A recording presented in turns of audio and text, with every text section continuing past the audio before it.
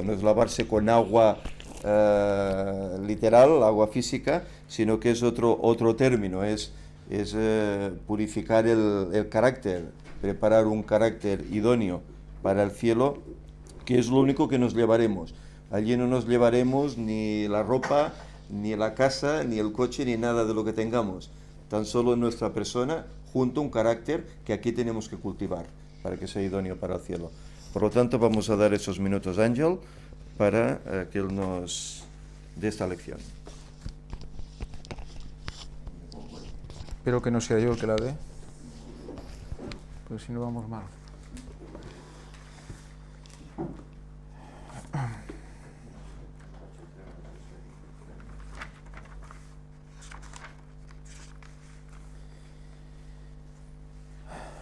Muy bien, pues vamos a hacer un repaso de la lección, una lección que toca unos versículos de Hebreos que me han atraído durante los últimos años, porque han sido la base para muchas de las cosas que me ha ayudado a entender sobre todo lo que estamos estudiando ahora en las puertas dimensionales y lo que vamos a ver más adelante. Aquí Hebreos 10 nos ha leído el compañero, el hermano. Y teniendo un gran sacerdote sobre la casa de Dios, acerquémonos con corazón sincero, con certidumbre de fe, purificados los corazones de mala conciencia y lavados los cuerpos con agua pura. Son 4 condiciones que nos demanda para acercarnos a Dios. En la lección del domingo nos hace que nos concentremos en unos versículos de Hebreos, y a mí me gustaría hablar del versículo de Hebreos 6, 19 y 20.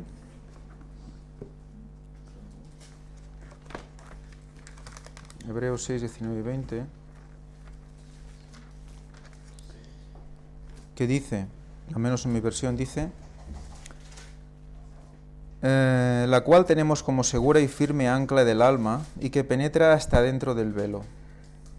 Pero para entender de qué habla, yo creo que debemos leer, pues, por ejemplo, desde el 17, que dice, por lo cual, queriendo Dios mostrar más abundantemente a los herederos de la promesa la inmutabilidad de su designio, interpuso juramento, para que por medio de 2 cosas inmutables en las cuales es imposible que Dios mienta, tengamos un fuerte consuelo, los que nos hemos refugiado para asirnos de la esperanza puesta delante de nosotros, la cual tenemos como segura, esta esperanza, la cual tenemos como segura y firme ancla del alma, y que penetra hasta dentro del velo, donde Jesús entró por nosotros como precursor hecho sumo sacerdote para siempre, según la orden de Melquisedec. Quedémonos como utiliza un concepto de penetra hasta dentro del velo.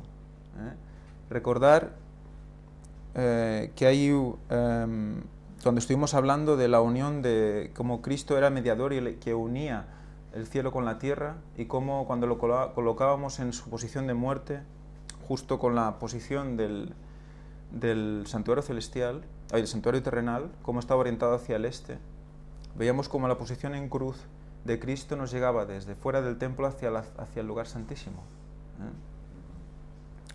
Y cómo Él como mediador hace que entremos directamente hacia ese lugar, hacia el cielo.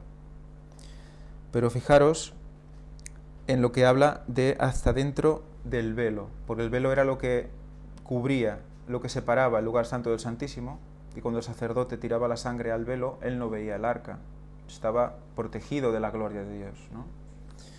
Una vez Jesús muere en la cruz, ese velo se rasga, y entonces tenemos acceso directo a la gloria de Dios a través de su Hijo, de la muerte de Jesucristo. Por lo tanto, si además leemos Hebreos 10, 18 y 19, que durante la lección nos lo hace leer de manera repetida, veremos cómo dice, pues donde hay perdón de estas cosas, ya no hay ofrenda por el pecado. Primero eso. ¿Qué es lo que sustituye al sacrificio diario del pueblo hebreo ante el santuario, aquel sacrificar animales.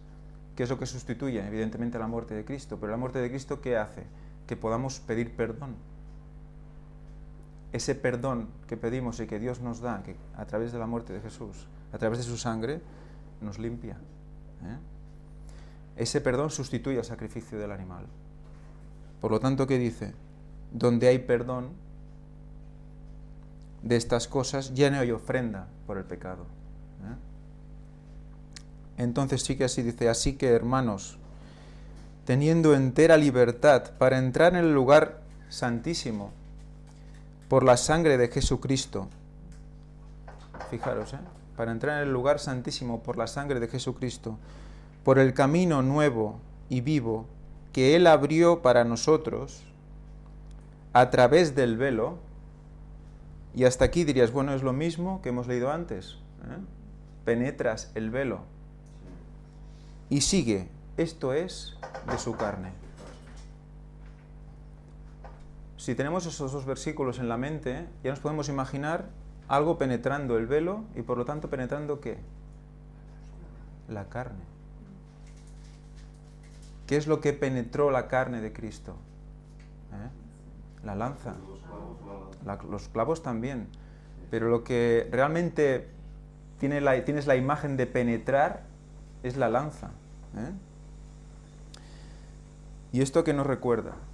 Nos recuerda lo que hemos estado hablando en Primera de Reyes 17 y 18, que hemos estado hablando de Kerit, hemos estado hablando de pasar entre medio de trozos de carne. ¿Qué simbolizaba eso? Simbolizaba el sábado y simbolizaba también esa llaga y esa sangre que pasa por el medio de las dos trozos de carne, de la penetración. La sangre que sale está llevándonos, nos transporta. ¿Qué pasó cuando Cristo murió? ¿Que la sangre dónde cayó? En el arca, en la tapa del arca, a través de la grieta de la roca. Llegó a la tapa del arca. ¿Qué está simbolizando? Que nosotros somos transportados por esa sangre. ¿A dónde? Al santuario celestial. O sea que esa penetración del velo, el velo se rasga para que entremos. Pues lo mismo, es como si fuera esa analogía, el velo con su carne, el velo con entrar ahí. Y por eso en Habacuc nos recuerda que ahí está el escondedero de su poder. De ahí salen los brillos, de ahí sale el poder de Él. Está en su costado. Sobre el costado va a estar versada gran parte de las conferencias. O sea, que estar atentos porque realmente es un misterio y es increíble como eso que en parte fue llevado por Satanás, también fue utilizado por Dios, como en todas las cosas que hemos estado viendo últimamente, ¿no? Como hay dos vertientes de las cosas, como por ejemplo Tauro, ¿no? Como el becerro simbolizaba a una imagen de Dios, era una imagen de Dios en sí misma, y a la vez es utilizado siempre como la imagen de Satanás con los dos cuernos, ¿no?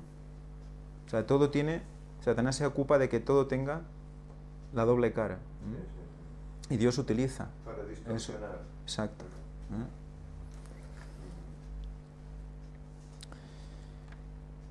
En la parte del domingo nos dice: nada separa al Padre del Hijo.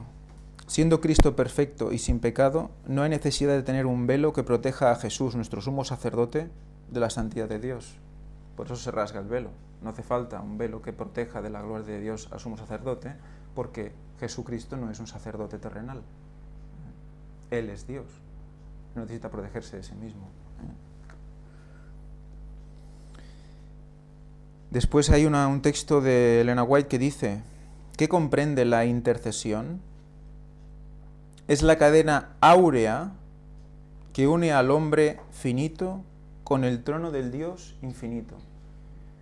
Otra vez nos imaginamos esos dos brazos uniendo a la tierra con el cielo, pero justamente con el trono de Dios, por lo tanto, con Orión. Y fijaos que es una cadena áurea. ¿Qué quiere decir áurea? ¿Alguien sabe qué quiere decir áurea? ¿De qué proviene áurea? Vale, pero la base es oro. Viene de oro. Por lo tanto, ¿qué es lo que simbolizaba el oro en la Biblia? Simbolizaba la fe, si recordamos. Elena White la compara con la fe, y además entre estos paralelos en la Biblia podemos ver que habla de la fe cuando habla del oro. Por eso el color oro está muy presente en el santuario. Todo está cubierto de oro, el arca está cubierta de oro, las maderas todo cubierta de oro, porque la fe es básica. Si no, no hay el resto, ¿no? Y es esa cadena de fe en creer que ese sacrificio nos une a Dios, que es lo que se basa en esa intermediación. El ser humano que en Cristo ha salvado por su muerte, suplica ante el trono de Dios, y su petición es tomada por Jesús, que lo ha comprado con su propia sangre. Recordamos lo que significaba redención. Redención estaba asociado con comprar, también está asociado con comprar un esclavo para liberarlo, y también está asociado con comprar a la viuda para salvarla. Y recordamos que nosotros éramos como el símbolo de esa viuda. Rescatar, sí, de hecho es un rescate, ¿eh? Por lo tanto nos compra con su sangre. Nuestro gran sumo sacerdote coloca su justicia de parte del sincero suplicante, ¿eh? Y la oración de Cristo se une con la del ser humano que ruega.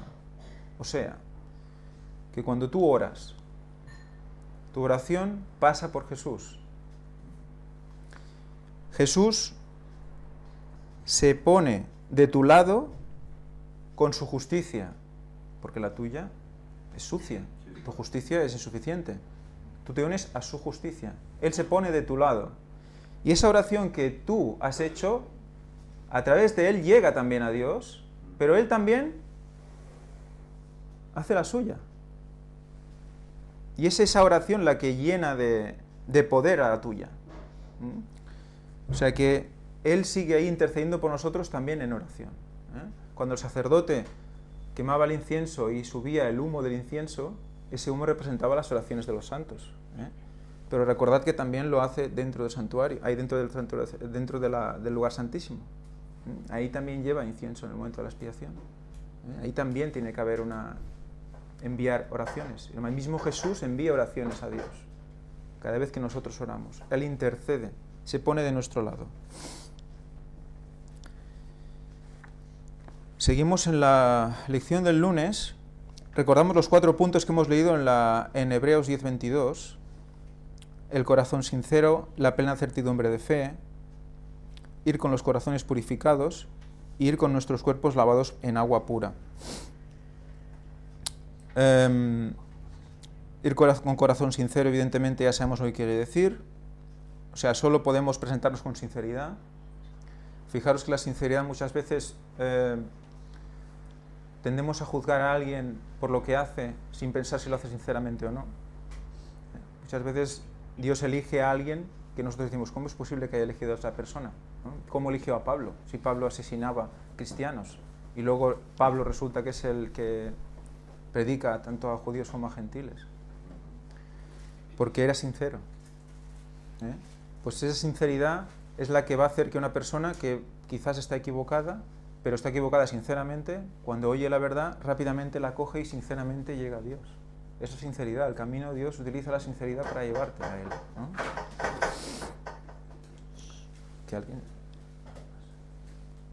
Sí, Wallace. ¿Puedes ponerte allí, por favor, para ver si todo tira? Porque no sé, los cables si habrán...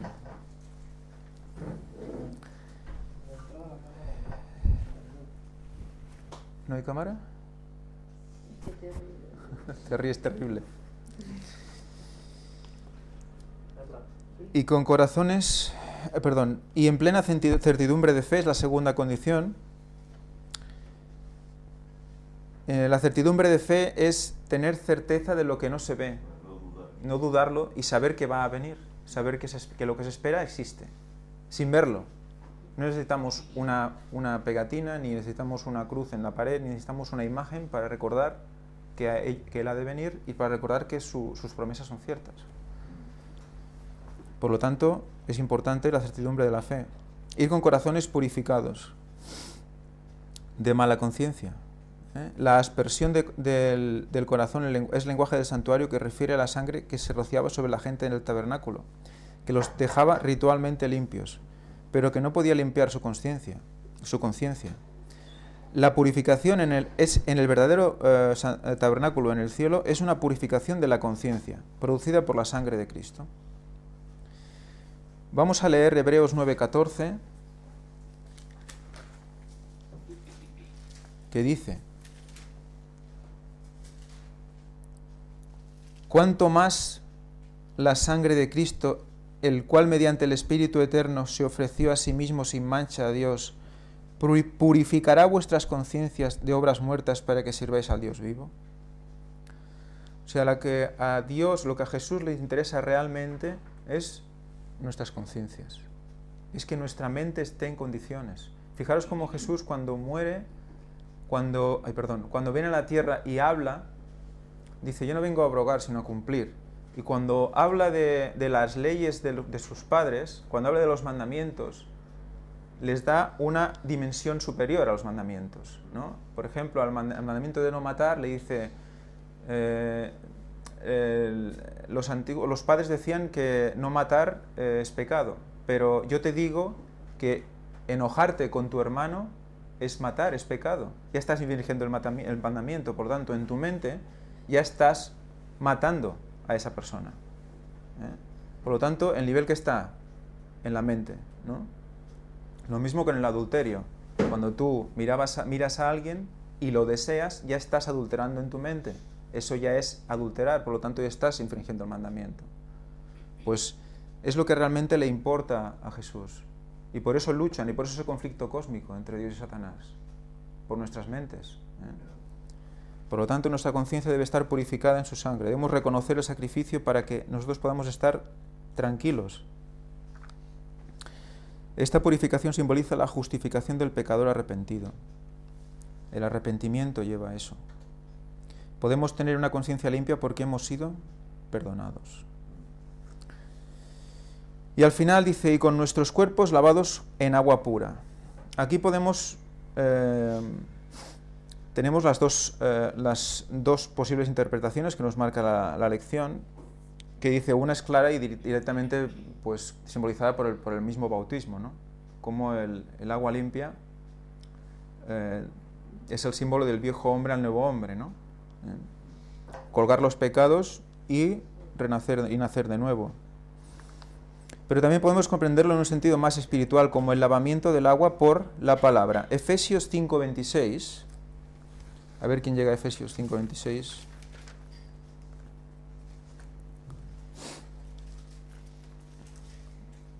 El que tenga micro que lo lea.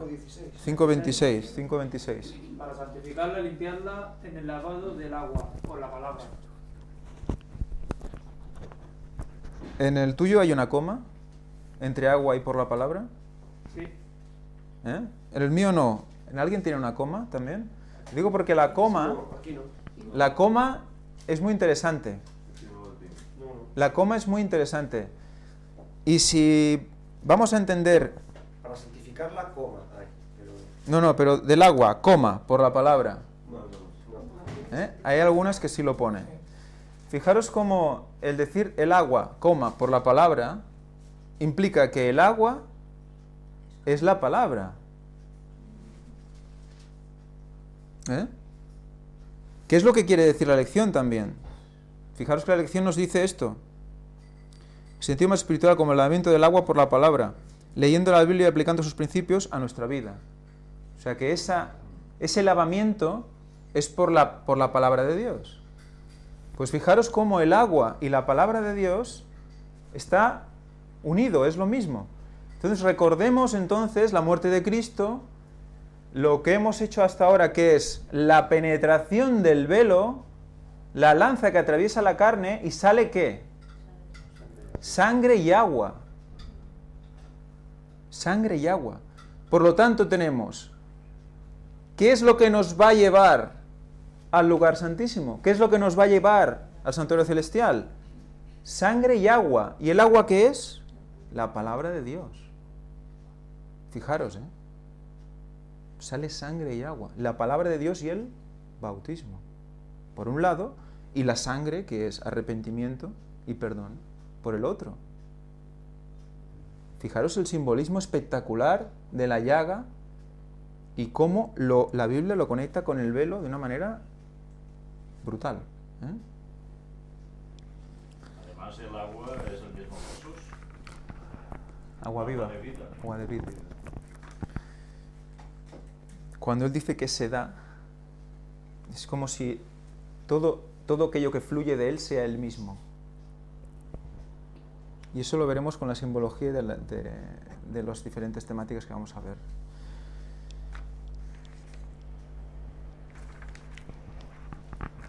Muy bien, la lección del martes nos habla de una cosa muy interesante, que es fe, tener confianza. Pero la confianza nos le debe dar una cosa muy concreta. Vamos a leer Hebreos 3:14.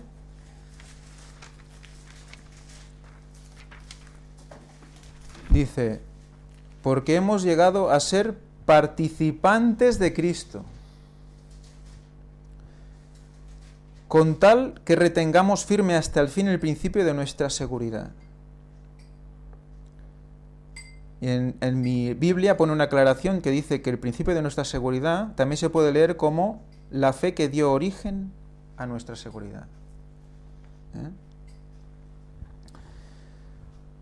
Participantes de Cristo. Fijaros, participar de Cristo. Recordad también, recordad la que hicimos también cuando enseñamos la conexión de mediador, como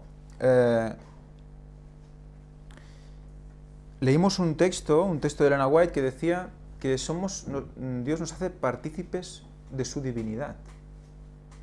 Partícipes de su divinidad. ¿Cómo? Pues a través del Espíritu Santo. El Espíritu Santo nos guía, nos lleva hacia donde Dios quiere, si Dios quiere. Ojalá así sea, ¿no? Hola. Y eso hace que nosotros seamos sus herramientas. Por lo tanto, ¿qué estamos? Participando de la divinidad. Estamos siguiendo lo que Él nos manda, lo que Él nos dice. Fijaros aquí, participantes, si lo buscáis en la Strong, nos dice partícipe, asociado, compartir, pertenecer a, y si buscamos las raíces, nos dice en medio de. En medio de. Reinar o poder. O sea, que estamos en medio del poder de Dios, participando con Él en Él. O sea, que todo lo que Él hace nos lleva con Él. Recordad, Oseas, lo que dice Víctor, cómo allí vincula la resurrección de Cristo con la nuestra. Y nos da pistas para entender cuándo vendrá Jesús. Viviremos con Él. Por lo tanto, fijaros cómo nuestras vidas como cristianos están unidas a la de Él. Por lo tanto, sufriremos, nos humillaremos y nos humillarán y seremos ensalzados con Él. Igual.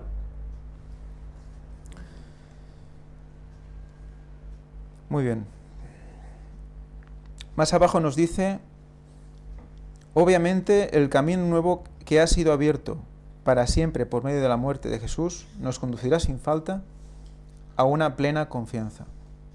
Fijaros cómo siempre nos hace una referencia a un camino abierto. Siempre abierto. Y nosotros pasando por el medio, a través de su sangre llevados a donde tenemos que ir. Un camino abierto. Fijaros que siempre estamos hablando de abrir un camino. Podría ser trazar, podría ser, no sé, señalizar, podría ser... No, ese abre un camino, que antes no estaba abierto. La llaga es el camino. Muy bien. Pues ahí. En la lección del miércoles, firme, sin fluctuar, hay hay un texto más abajo. Dice, en Hebreos mantenerse firme es una apelación seria. Más abajo dice, el texto indica a qué aferrarse. Esperanza, confianza, seguridad, confesión. Cuando tú confiesas tus pecados, tienes la tendencia a arrepentirte, porque estás escuchando lo que has hecho. Te sientes mal, te arrepientes. Entonces, es cuando realmente demuestras tu confianza a Dios, porque le pones todo lo que tienes. Dices, yo soy así, cámbiame, ¿no? Entonces vives con la esperanza de que Él te va a cambiar y de que va a venir a llevarte con Él. Podemos hacerlo porque nuestra esperanza no está en nosotros, sino en Jesús. Si no, no podemos hacerlo. O sea, el concepto es ese. Yes, we can no funciona. Yes, we can with God. Yes.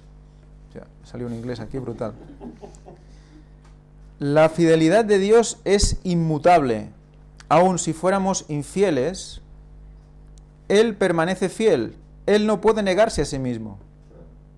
Segunda de Timoteo 2:13. O sea que Él está a la espera. Él siempre está a la espera, es paciente. no vale decir, conmigo ya no hay solución. Yo estoy perdido, ya no hace falta ni que me arrodille. Tú puedes que lo abandones, te vayas, te alejes, pero Él está a la espera. Él está expectante. Ahí está. Hasta que llegue un punto en el que ya se acabe el tiempo, ¿no? Sí. Pero Él está ahí. Nuestra incredulidad no cambiará la intención de Dios hacia nosotros. Sus promesas permanecen firmes a pesar de nuestras fallas morales. Las promesas están disponibles para nosotros por cuanto la fidelidad es parte de la naturaleza divina. Ser fidel es algo que deberíamos cuidar, porque la fidelidad es parte de esa naturaleza divina. Y si tenemos que ser participantes de su divinidad, lo más normal es que seamos fideles a Él, ¿no? Pero la fidelidad hay que trabajarla también. Claro. En un hacer diario, la fe sin obras es muerta, sí. Aquí está. En el jueves nos dice, animémonos unos a otros. Nos habla de que debemos exhortarnos unos a otros. Leamos Hebreos 10, 24 y 25. Dice, y considerémonos unos a otros para estimularnos al amor y a las buenas obras, no dejando de congregarnos como algunos tienen por costumbre, sino exhortándonos, y tanto más cuando que veis que aquel día se acerca. O sea, que primero exhortar, que quiere decir animar a alguien a hacer algo. Y luego, fijaros cómo cuanto más cerca estamos del fin o de la venida de Cristo, del día grande de Jehová, cuanto más cerca, ¿qué? Más juntos, más unidos, más en un solo sentir. En el sentir correcto, evidentemente. No unidos porque sí. No estamos hablando aquí de ecumenismo. Aquí estamos hablando del Espíritu Santo uniendo a su pueblo. ¿Y qué dice? Que no dejando de congregaros, como algunos tienen por costumbre. O sea, la importancia vital de reunirnos. Porque aquí en la lección nos habla de cómo esto hace que tú sientas el amor y la preocupación de los demás, y además tú puedes, de alguna manera, ser una ayuda para alguien. Si tú eres un instrumento de Dios, tú no haces planes, los hace Dios por ti. Por lo tanto, tú no sabes si cuando tú vayas a congregarte vas a decirle algo a alguna persona que espera oír de ti. No de él ni de él, no, de ti. Una frase, una mirada, algo, porque tu experiencia, que Dios ha puesto antes para que tú la vivas, que eso tenemos que entenderlo todos, te ha servido a ti para aprender cosas que quizás a aquella persona le sirven. O sea que, y eso lo hemos visto, por ejemplo, en la feria de Cosí, que hablamos muchas veces, ¿no? Que la gente se paraba, y es curioso como la gente que se para contigo necesita escuchar lo que tú le tienes que decir. Y la gente que se paraba con Víctor necesitaba escuchar lo que él tenía que decir. Yo a veces escuchaba lo que él hablaba con la gente que él se paraba y si yo tengo que explicarle eso, que no me lo pregunte. ¿Vale? Pero en cambio, hay veces que yo le estaba explicando a una persona pues casos personales míos, de mi experiencia, ¿no? Y dices, Dios sabe quién, ¿no? Y seguro que hubiera habido más personas y más gente se hubiera parado porque cada uno necesitaba escuchar de alguien. Y eso es lo que hace que esa red que Dios guía funcione. Ahí está lo de la unidad en el cuerpo de Cristo. Cada uno tiene su función, la mano, el pie, la cabeza, todo. Entonces, cada uno de nosotros, al congregarnos y reunirnos, tenemos experiencias que poder dar con los que nos congregamos. Y así cada uno va aprendiendo de nosotros. Tal vez tú estás pasando por alguna situación difícil que yo ya la pasé. Entonces, yo te la puedo contar a ti y eso te puede ayudar y así, como así cada uno de nosotros. Entonces, la importancia de la unidad es porque cada uno tenemos funciones diferentes y cuando nos unimos, cada uno podemos ayudarnos. Y yo creo que esa es la esencia del cristianismo, el poder dar vida a otras personas. Eso es lo que nos motiva, por eso es que hacemos lo que hacemos. Sí, sí. Animados unos a otros. Sí, animados.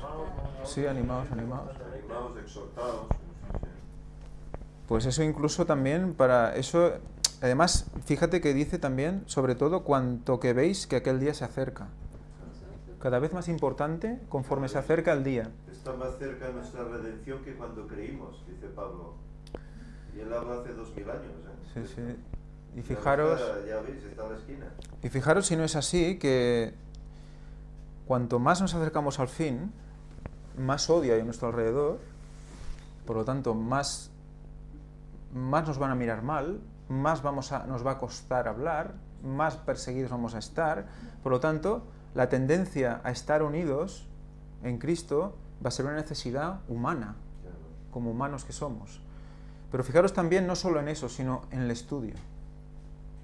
Están pasando cosas aquí últimamente con el tema de las conferencias que no se pueden explicar si no se habla del Espíritu Santo.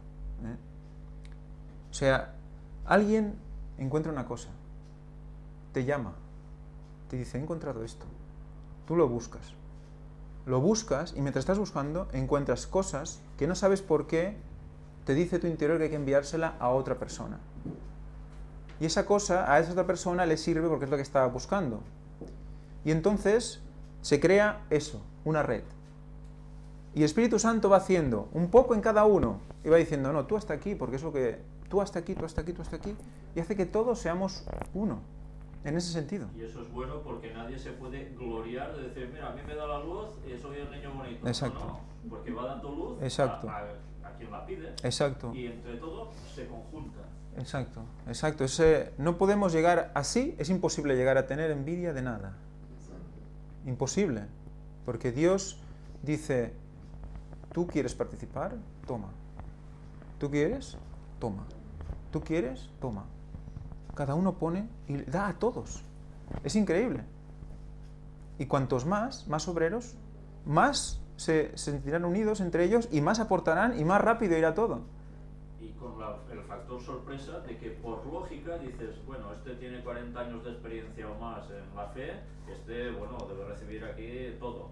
Y luego te das cuenta que otras personas que se van incorporando prácticamente nuevas a la fe y también reciben. Entonces, evidentemente esto solo te puede llevar a decir, qué grande es el Señor haciendo las cosas.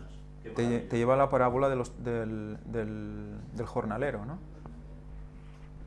Que llega el primero a la hora primera y le dice, te voy a dar tanto. Y el segundo también, y el tercero. Llegan los de la 11ª, entra, que recibirás tu paga. Y cuando van a cobrar, todos cobran igual. Todos cobran igual. Sí. Pues esa es la idea que tenemos que tener, ¿no? Que Dios está al frente, que Él va moviendo los hilos y que nosotros somos partícipes de su divinidad. Y ahora con las redes sociales, eso lo podemos utilizar y pues llevar al máximo. En el grupo de WhatsApp es increíble. Es increíble lo que corre por ahí. Y a veces digo, ¿de qué están hablando esta gente? Unos temas, unas profundidades, ¿pero qué es esto? ¿No? Porque mira, he encontrado esto y lo otro, pam, me pasa el otro, pam. Hostia, pues déjame, esto se lo tengo que enviar a aquel, esto se lo enviar al otro. Y esa red va fluyendo y hace que gente que está lejos, pues esté cerca, ¿no? Igual que nosotros aquí ahora, a través de internet, con los que no pueden estar con nosotros, ¿no? Aunque sí que es verdad que a la mínima que sea posible, es importante que nos veamos, ¿eh? Que si podemos reunirnos, así sea, ¿no? Sí, porque esto anima, reunirse en grupo anima, esto anima. Levanta la moral de una persona, si no te encuentras solo. Si ves que no estás solo, que hay otras personas que sienten como tú. Desde luego. Que viven como tú. Claro, y que además no todo se centra en hablar de la palabra de Dios, que es evidente que para eso es la congregación, sino que sucede cuando antes de empezar y después al finalizar, pues que sigues manteniendo conversaciones a nivel más personal o de pequeños grupitos dentro de la formación en general. Y todo esto va ayudando, consolida, hace iglesia. Recordamos, creo que es en Corintios, 1 de Corintios, que habla de la edificación de la iglesia. Que la edificación consiste en que uno dice, el otro oye, y luego dice, oye, esto me parece que no, o sí, pum, y pone lo suyo. Y el otro oye y dice, oye, pues no. Y esto va edificando la iglesia. O sea, no desestimamos un ladrillo porque no nos gusta directamente ya lo que dice, sino que directamente escuchamos lo que dice y lo rebatimos ¿no? Y eso hace que todo se vaya edificando, tanto en conocimiento como en unión, porque al final estamos construyendo todos lo mismo, ¿no? Eso dice, uno hace el surco, ¿no? El otro Sí. planta, el otro riega. Ajá. Y el crecimiento lo da el Señor. Lo da el Señor.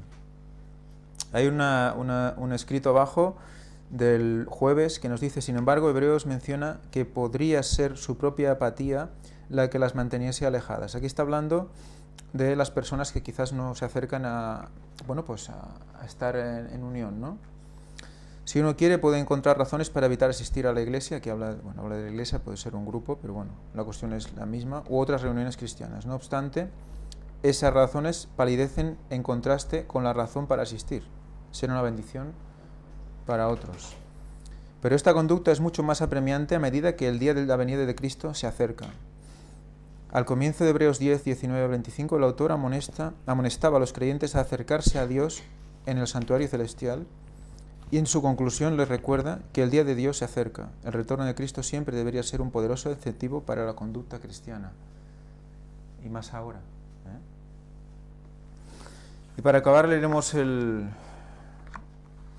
texto de Elena White que dice, del viernes, el mediador, en su cargo y obra, excedería grandemente en dignidad y gloria al sacerdocio terrenal típico. Este Salvador había de ser un mediador, para ponerse entre el Altísimo y su pueblo. Por medio de esta previsión, se abrió un camino. Otra vez. Se abrió un camino, por el cual el pecador culpable pudiera encontrar acceso a Dios por obra de la mediación de otro. El pecador no podría ir personalmente con su culpa sobre él y sin mayor mérito que el que él posee en sí mismo. Solo Cristo podía abrir el camino, otra vez, y esto ya son palabras de Elena White, al hacer una ofrenda igual a las demandas de la ley divina. Él fue perfecto y no contaminado por el pecado. No tenía mancha ni arruga. La extensión de las terribles consecuencias del pecado nunca se hubieran conocido si no fuera porque el remedio provisto era de un valor infinito. Fijaros porque esto, si no lo lees, yo lo tengo que leer 3 o 4 veces para entender el significado de la última frase. Dígame, tonto. Pero lo vuelvo a leer. La extensión de las terribles consecuencias del pecado nunca se hubieran conocido si no fuera porque el remedio provisto era de un valor infinito. O sea, A ver, por ejemplo, una herida, te caes, un rasguño, ¿qué te pones? Una tirita. Solución fácil para un problema fácil, ¿no? Cuando te rompes un hueso, no te vale una tirita. Tienes que ir al que te pongan una escayola. Y alguien te ve con la escayola y dice, tú has tenido que tener un problema grave, porque llevas una escayola. Y cuando te ven con la tirita dice, tú has tenido que tener un rasguñito. Pues lo mismo. Aquí la solución ya nos marca la gravedad del pecado. Y tenemos la tendencia a banalizar el pecado, por pequeño que sea. El pecado es pecado. Es así. Tiene ese nombre, ¿de acuerdo? Sí, pero a él le costó su vida. Exacto. Y muchas veces nosotros decimos, bueno, esto es un peccata minuta. Esto nada, esto ya lo hago y ya está. Y no tengo que pelearme con nadie, ni tengo que decir nada a nadie, ni tengo que explicar nada a nadie. Lo hago y punto, así nadie me dice nada. Pues ese pecadito es pecado. Pero es que es una prueba que te ha puesto Dios a ti.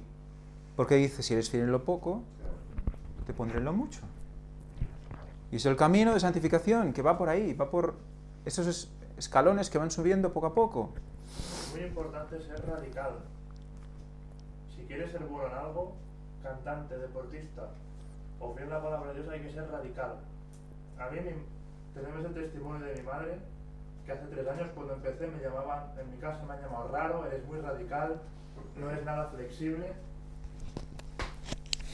Pero yo cada vez estoy viendo más, leyendo El conflicto de los siglos, hablando con Josep de estudios bíblicos, cenando con Fanny, con Víctor y con Julia. Veo que hay que ser radical con la dieta, con el dormir, con el leer la palabra, con el no banalizar un pecado, porque, es una tontería. La música, es que es música. No, no es una tontería. Dice Elena White que Satanás obra suavemente, tan suavemente que nos es agradable. Y a mí también, yo soy el primero. Pero hay que ser radical. Hay que ser raro. Habla Elena White de que Dios busca un pueblo peculiar. Peculiar. Y nos duele que nos llamen raros. Dice el Señor, alegraros cuando os injurien por mi causa. Cuando nuestros amigos nos rechacen porque yo amo a Cristo, pues lo pasaremos mal y todo. Pero vamos por buen camino. Entonces, mucho cuidado con el pecado y con decir esto es una tontería. Porque el camino más largo del mundo empieza por dar un paso. Y acuérdense de la semilla de la mostaza, que al principio es la más pequeña.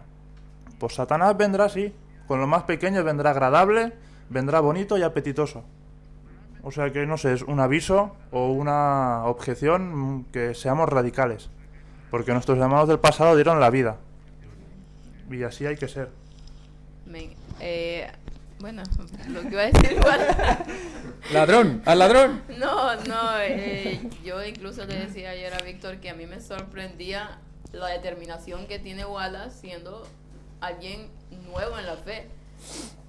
De verdad que nosotros, las personas que llevamos muchos años en esto, o llevamos, 5, 6, o personas que realmente nacieron en la fe, tuviéramos esa determinación, yo creo que nuestras vidas hubiesen sido diferentes y ahorita estaríamos, no sé a dónde, no estaríamos haciendo lo que hacemos y teniendo las debilidades que todavía tenemos. Y como decía él, esa palabra que dice él, radical, yo la he aprendido en años, porque cuando uno va a la iglesia y le predican sermones así de suavecitos y no aprende eso. Yo en estos últimos días he ido aprendiendo la palabra radical, y él ayer que la dijo a mí me sorprendió cuando dijo radical, porque yo me acuerdo que nosotros tenemos meses de estar aprendiendo esta palabra, y una persona que es nueva en la fe y que de repente te sale y te dice hay que ser radical, a mí realmente me sorprende. ¿Por qué? Porque nosotros, como dice, llamamos porque ya no son los pecados de los 10 mandamientos, entonces ya no son pecados. Pero acordémonos que dice Santiago, que quien sabe hacer lo bueno y no lo hace, comete pecado. Entonces cada cosa que nosotros hacemos, por muy pequeña que sea, por 1 minuto, por 2 minutos, por 30 segundos que la hagamos, ya es pecado. Y ese pecado le costó la vida a nuestro Señor Jesucristo. Sí, Señor, y me he permitido buscar radical en el diccionario. Y dice, perteneciente o relativo a la raíz. Me lo he imaginado, pero quería confirmar porque, claro, dices, ¿raíz? Perteneciente a la raíz. Recordad cómo el ciprés para crear suelo se enganchaba.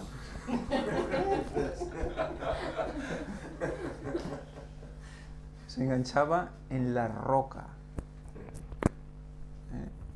La raíz se enganchaba en la roca y se aferraba tanto a ella que después de ahí salía suelo y del suelo salía hierba y de la hierba flores, y eso hacía que se regenerara todo porque fue radical. Se enganchó a la roca, y la roca era Cristo. Se enganchó a la roca y ahí pues todo fue bien. Fundamental, de raíz. Partidario de reformas extremas, especialmente en el sentido democrático. Bueno, pero fijaros, la reforma pro salud. La reforma implica cambio radical de vida, de raíz. De raíz. Por lo tanto hay que volver, hay que deshacer y volver a hacer de raíz. Dice el Señor, adquiere la ciencia. Toda ciencia lo que hace es ir siempre ¿a qué? A la raíz, a lo más pequeño. Se avanza yendo, curiosamente, se avanza yendo hacia atrás. ¿Sabes? O sea, y nosotros nos esforzamos en ir hacia adelante, en usar más máquinas, en lavarnos los dientes con cepillo de dientes, en en la forma incluso de defecar en el baño. ¿No, Ángel? Sí. Pues tenemos que volver hacia atrás, ¿vale? Porque, como he dicho, Satanás es muy apetitoso. Las teles nuevas, las músicas nuevas, las películas nuevas, las comidas que excitan los sentidos. Digamos que no a eso y volvamos hacia atrás. ¿Cómo te imaginas tú al principio el Edén? Pues así es como tendríamos que vivir. Porque así es como viviremos, y ya que esto es una preparación, mejor empezarnos a entrenar ahora, porque salvados ya estamos, pero acostumbrémonos ya a vivir como viviremos de aquí pocos años. Yo creo que es lo más inteligente. Y fijaros que ser radical no quiere decir que no entendamos el resto, o al resto, o a los demás. Ser radical no quiere decir ser un fanático que no es capaz de conocer el sufrir de los demás. Ser radical es ser firme, exacto, es la palabra, temperante, en todo momento hacer lo correcto, responsable. Hay que ser Elías. Sí, sí. O como el ciprés. Dice, fijaros que en química dice agrupamiento de átomos que interviene como una unidad en un compuesto químico y pasa inalterado de unas combinaciones a otras. Sí, sí. Un radical, ¿no? ¿Radical libre? Radical libre. O sea, por mucho que pase a su alrededor, ahí sigue. Sí, sí. O en unidad, ahí, Variable. radicalmente radical. Muy bien. Seguimos leyendo el texto porque creo que no he acabado.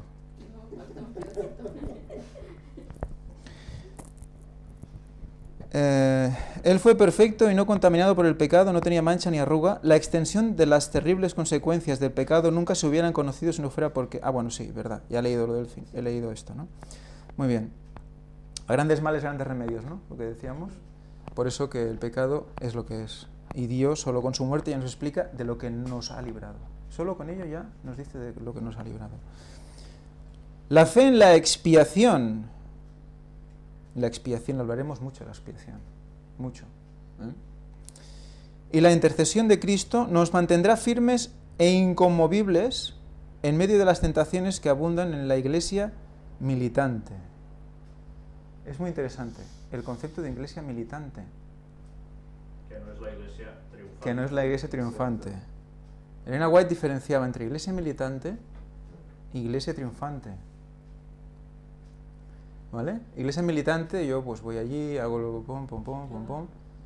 Pero hay una iglesia triunfante, que es la que, aparte de formar parte de la militante, también, pues aunque cambie lo de su alrededor, pues sigue como radical. Radical. Enganchada a las raíces, pase lo que pase a su alrededor. Y eso es uno de cada 20. Y eso es ni uno de cada 20. Ni uno de cada 20. Dice Elena White. Bueno, y pues solo para resumir, he ido bastante rápido, ¿no? Solo para resumir, al eliminar los sacrificios, tenemos acceso libre a Dios, al santuario celestial, a través de su sangre. Y esto está representado aquí en la tierra con la sangre sobre el arca. Recordemos esa imagen porque no se nos debe escapar y olvidar nunca esa imagen. Yo creo que con eso damos por finalizada la escuela. Que Dios los bendiga.